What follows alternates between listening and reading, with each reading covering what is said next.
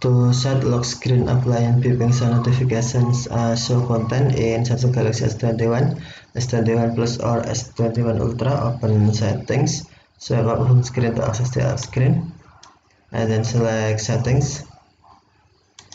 You can also open settings screen from notification panel. Swipe down notification panel and then tap settings icon. Scroll down settings screen, find accessibility, and then tap accessibility. Select hearing enhancements and then tap sound notifications. Tap settings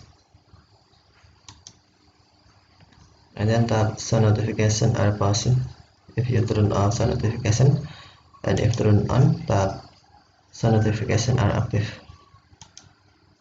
and then turn on live transcript and sound notifications.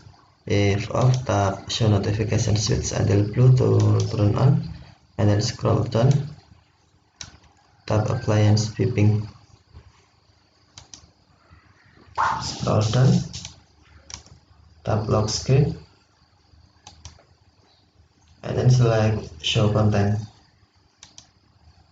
Now appliance beeping lock screen sound notification set as show content. Okay, thank you for watching. Have a nice day.